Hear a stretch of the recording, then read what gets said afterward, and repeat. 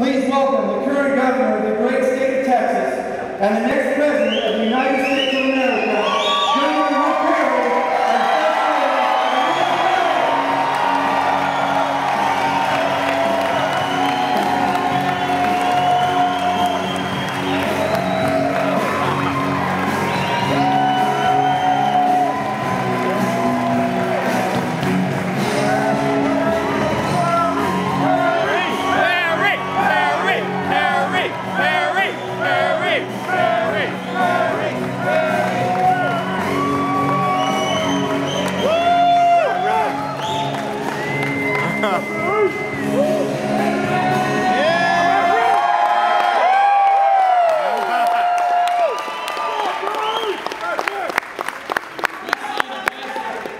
Obama tonight, ladies and gentlemen. And the message was, don't take California for granted, Mr. President.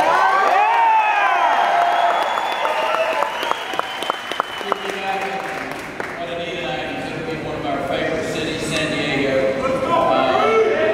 And I want to say thanks to Brian Jones for being here and the work that he did tonight. And your first county chairman and California's favorite Swede, as I refer to him. Tony Barr, thank you, brother. Appreciate you being here. Tony could probably tell us a thing or two. Actually, he could warn us about a thing or two about that socialized medicine that he offers people. And Bill Horn, I want to say thank you, Bill Horn, for being here with us today. Thank you, guys. Cracking the curtain there, and as I shared with you, Anita and I love coming out here. This is a beautiful city, and it was an honor for us to get back out here for the Lincoln Day dinner in 2008. Got by the San Diego Charter Practice Facility. Yeah. The fact is, we're on a different mission today, and that is to win the presidency of the United States.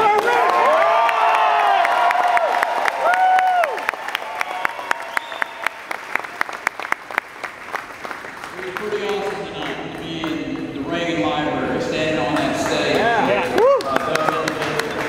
And I'm reminded of the words of our 40th president.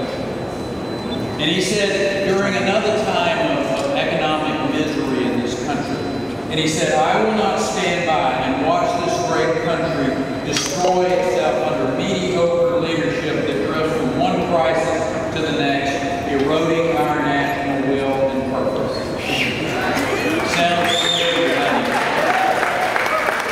Truer words could not have been spoken about our current administration, which is adrift in the sea of red ink and rejected economic theories that are spawned by these people who live in ivory towers, who have no idea about what it's like to run a small business. Right, Rick. 31 months under this presidency. For those of you that count it in a different way, that's 76 rounds of golf.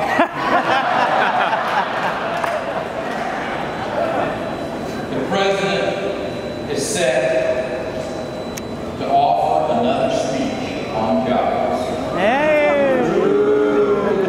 It's going to be promises, it's going to be platitudes, but the fact of the matter is they cannot cover up the abysmal record on job creation and the loss of jobs in this country. Mr. President, we cannot spend our way to prosperity. I'm tired of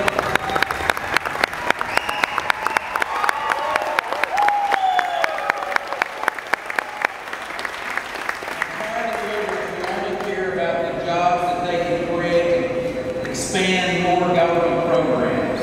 I want to create jobs so that we can generate income for families. I want to see job creation in this country where people feel good about taking care of their families. And speaking of feeling good about your family, I want you to say thank you and welcome to the most beautiful First Lady in the state of Texas.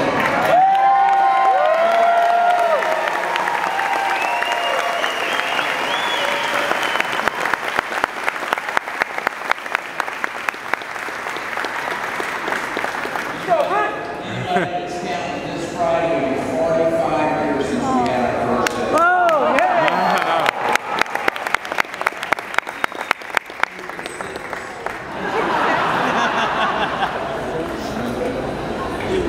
Listen, this administration thinks it's better to spend our money on these bureaucratic schemes instead of giving it back to the employers and letting the families decide how this money needs to be spent.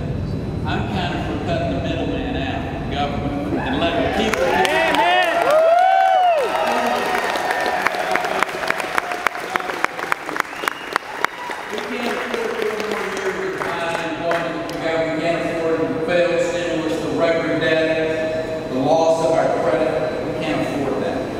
It's time for a change. And I'm talking about the irreparable change.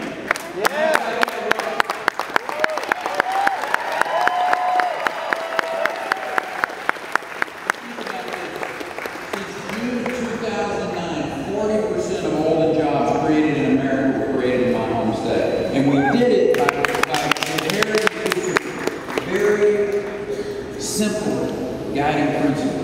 Number one is don't spend all the money. And secondly, have a tax policy in place that has as light impact on job creators as it can be. Have a regulatory climate that is fair and predictable, and a legal system that doesn't allow for overshooting. Then get out of there.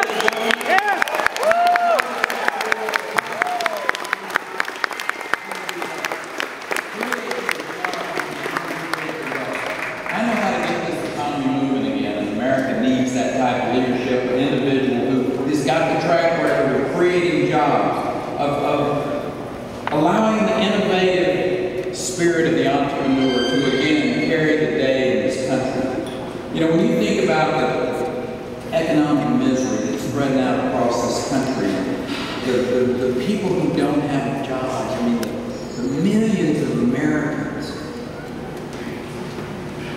One of the things that I'm asking people to listen, those men and women on the stage with me tonight are good men.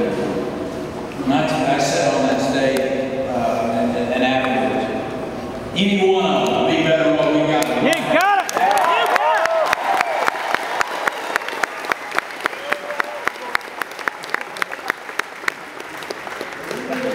We need to make sure as we go through this process that you're going to hear a lot of people and folks that were on that stage making appeals to the Americans.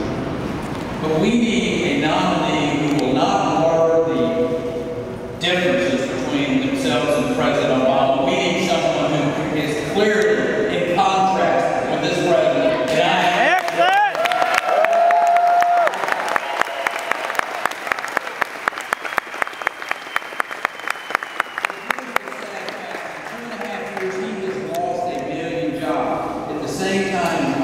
Period of time as governor of Texas, we created 1 million jobs. He has increased the debt in this country by $4 trillion. And let me tell you, our children and our grandchildren, who that burden is going to be on the back of. And on the other hand, I've signed 6,000 budgets as the governor of the state of Texas.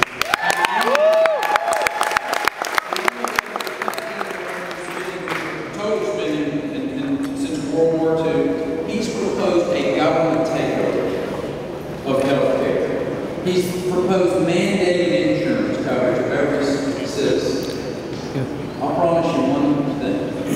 On day one, I'll walk in the Oval Office and I'll sign an executive order to wipe out as much of Obamacare as I can.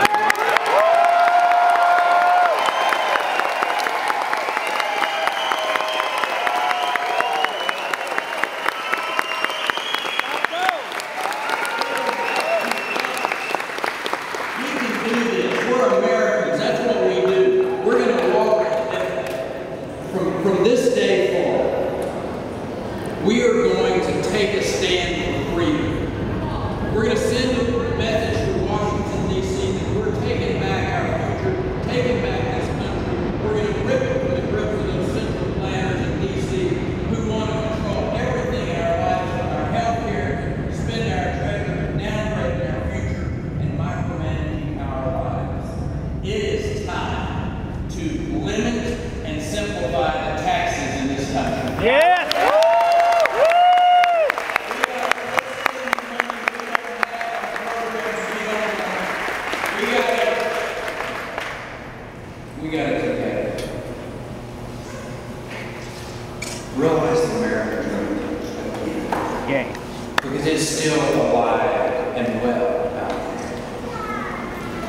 to share with you one of them.